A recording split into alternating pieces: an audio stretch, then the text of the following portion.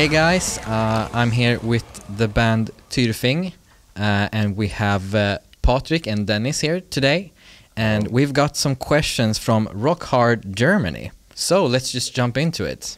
Question number 1. 8 years have passed since the release of the Ödeslösa. What happened during that time within the band that eventually led to the creation of your new album, Vanagandr? I would say that during these years we pretty much worked on the album, actually, in a way, obviously in a slow pace. I think the first song was probably finished around 2015 already. Even though we had a really long break between the releases, we, from our point of view, the band has been active, really. We played a few shows and festivals each year, and working on these songs, as I said, in a slow pace. And we put a lot of effort and some careful songwriting, I would say, actually, because we felt that, obviously we wanted to release a new album, but we also wanted it to be as good as it could possibly be, and not stress it. Also to keep the Ödeslösa alive for a while, because we don't do any longer tours, and it takes time, because we play like I don't know, maybe once a month to say on a festival, but for some reason we have been able to still push the Ödeslösa very long, and we didn't want to stress to release an album just to do it. We wanted to have everything. It should be a justified release and something relevant, really, to add something to the discography of the band. Obviously, we would maybe wanted it to be released a bit earlier. But, of course. But I also feel that I think something happened maybe the last year before we recorded the album, which everybody seemed to be more hungry, and I think that the whole process of writing the last songs went a lot faster without compromising anything. But I just got that feeling that something happened with the whole chemistry, and everybody got really like, okay, let's do this now. So I think we had a very good feeling the last period before we when we finished all the songs, and everybody got really excited about recording it and so on. Cool. Yeah, you can hear it in the album, I think, personally. It sounds like a very complete experience in that way, and it sounds great. Yeah, thanks. Thank you. The number 8 seems to be overall important for Vanagandr. It's your 8th album after 8 years, and it has 8 songs on it. Is there a greater meaning behind that number? No, I think we're just lazy. So 8 years is a reason for that. It's just a coincidence. Yeah, it's a good observation, but we're not into numerology or anything, or no, it's more of a coincidence, really. I'm quite set on having 8 tracks on an album, though. That's a bit of an obsession, maybe. I think it's the perfect format for a classic album. But it's like a coincidence. But when it turned out that it would be 8 years and album number 8, obviously we used it in some posts and writings and so on. But it was nothing that was figured out beforehand or planned or anything like that. No. So the title Vanagandr stands for the mythological wolf creature Fenrir, who is also present in the song Undergångens länkar. What other tales from Norse mythology do you tell us on the album, and what is it that makes them so timeless and important for you and your music? For the first part, I would say in the second half of our career, we kind of changed approach a bit with the lyrics. On the first album, it was much about retelling existing tales and sagas, really, which has been done by others, and it was done by us, and it will be done by others in the future, I guess. Yeah.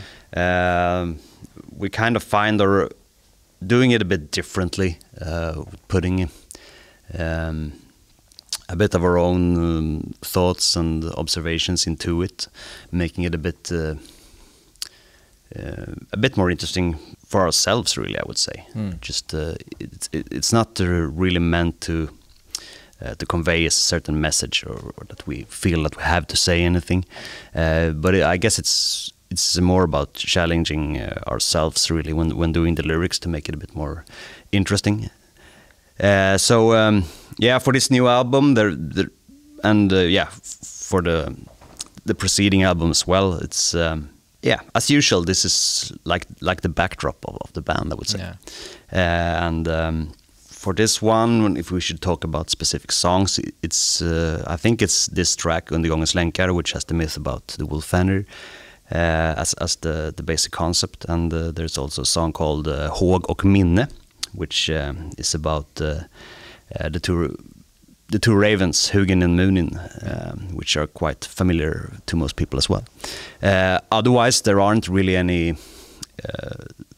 The tracks aren't tied to a specific myth or so on. It's more like the I would say, the atmosphere, the wording, the way how you put the words and so on, which is inspired by that. So not as much story retelling as it used to be for this band. More so your own stories within that setting. Yeah, universe and vibe. The same context and atmosphere, I would say. So yeah, cool.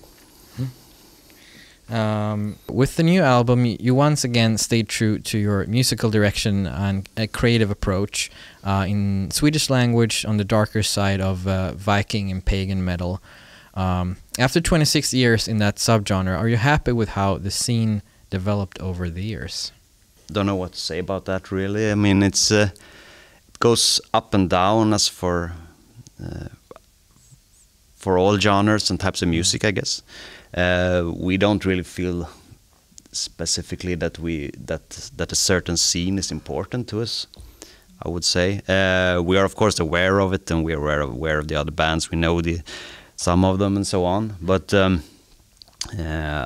don't think it's something that we pay too much attention to, or should be a big importance how the scene is doing or so on. I mean, we are doing our thing regardless, I would say. Yeah, exactly. And I don't feel any bigger change in the scene either. I mean, it has its ups and downs, but I wouldn't say that I really feel that the pagan scene is really different now from 10 years ago. No. That's nothing, at least I reflect over. So I see. And while we know that there are some opportunities and advantages from it that we can go. There are these niched festivals and so on. But I mean, we can also. We doesn't have to operate in that field either. We don't have to be locked in that category either. We can go and play on a festival with metal bands or thrash metal bands or whatever. Really. Yeah, so absolutely. So yeah. I don't know how it changed. No, yeah, cool. All right, thanks. You filmed your first ever official music video for the song Döpt dem i eld. From your point of view, how important are music videos for a band these days? Well, I think it's important because nowadays that's the media where people will see you and actually discover you, because all these medias has grown so much bigger nowadays, and we got really lucky this time because when we was supposed to record our first music video, we had this meeting at Jens' place and talked about different filmers and producers for music videos, and our top choice was Patrik Lindgren, but we never thought that we're going to be able to do that. But he was really nice to work with, and he wanted to do it. He wanted to do it because he liked our music and wanted to do this kind of video. So we're really happy with the outcome that we could actually record 2 videos with Patrik Lindgren, and it was a really cool experience to do that. Yeah, and it's of course might look a bit strange that we're doing our first music video now. When we have this concept and atmosphere of the band, obviously the video has to go with that as well. Yeah. You need someone who are on top of the game to make sure that it could turn out like a big disaster, and then it's going to be online till the end of days. So exactly. So in hindsight, it was pretty good that we never did something before, and when we did it, we did it with Patrik Lindgren. So. Yeah, you waited for the perfect opportunity. Yeah. So in hindsight, I think it was. I'm glad about that. So yeah, we're really happy and in a way relieved how it turned out. I would say. Cool. Thank you guys, and thank you Rock Hard. We're awaiting very eagerly your album that drops the 27th of August. That's right. Yes, that's and correct. It's called Vanagandr. Yes. Yes. So stay tuned for that and go listen to THYRFING. Thank you guys. Thank you. Thank you. Thank you.